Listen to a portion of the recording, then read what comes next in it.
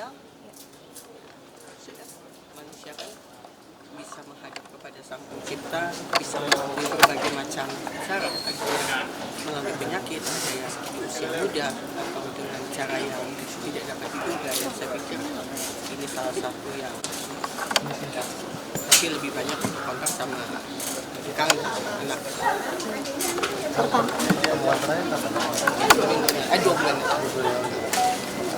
Dengan urusan sekolah. Pelajaran terbesar dari kakak sendiri apa? Saya? Dari Kamarisa. Pelajaran terbesar dari Kamarisa yang... Kami ini 3 saudara perempuan semua. Saya anak nomor 2, Marisa nomor 1, dan saya adik saya.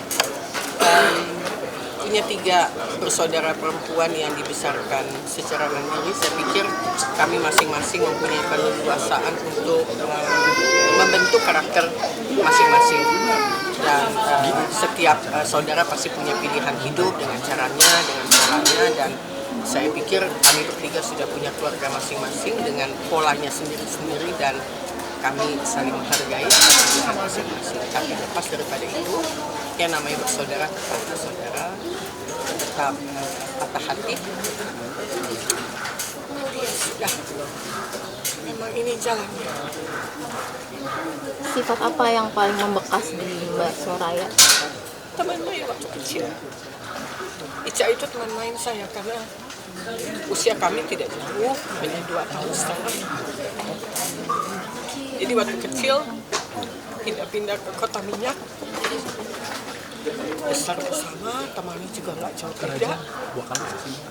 Itu yang paling membekas. Ada kabar dari Mbak Cici Tegar, katanya jatuh karena sakit gitu ya.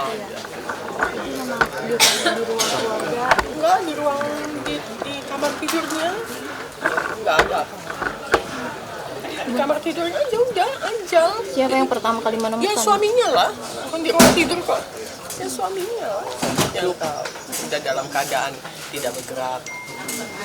Dalam kondisi seperti itu kan nggak bisa.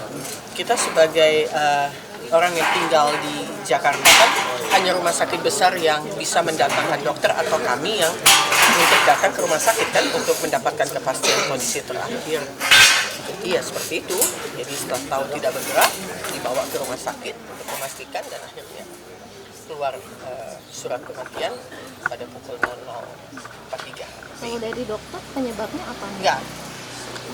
Ajal. Kita harus yakin bahwa ajal itu bisa datang tanpa alasan. Datang aja, udah menjemput, memang waktunya kembali ya kembali. Ini menjadi sebuah warning buat kita semua bahwa jangan lalai dalam hidup, menjalankan tugas dengan baik, menjadi manusia yang bisa melakukan banyak hal buat orang lain. Ini. Mas Ikem sempat ngobrolkan sebelum Kak Ica wafat itu ada yang diobrolkan sesuatu atau Kalau itu wilayah privasi keluarga mereka, harusnya tanya langsung kepada suaminya. Saya sebagai adik kan tinggal sudah beda rumah, tetapi kalau lihat dari kondisi Ikang sangat rapuh karena kondisi mendadak ini membuat dia masih belum bisa melihat realitanya seperti apa.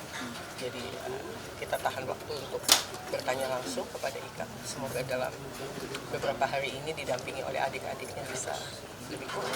saya kakak tahu kalau anaknya sempat ngomong titip dimakamkan di TPU di TPU Tanah Kusuma. Ya namanya juga kalau apa ya, bukan ibu-ibu, tapi kalau orang yang sudah berusia tidak muda lagi kan sering tercetus itu, kalau saya nggak ada saya maunya di Tanah Kusir. Pokoknya Tanah Kusir. Kenapa Tanah Kusir? Karena mereka tinggal tidak jauh daripada Tanah Kusir, sementara kalau keluarga itu kan ada di pemakaman karet.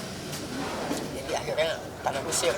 Jadi sempat berjibaku Eki, terutama untuk urusin bagaimana KTP yang Tangsel bisa masuk ke wilayah Tanah Kusir, TPU yang wilayah DKI seperti itu, dan akhirnya dapatlah di tulisan yang ada di sana.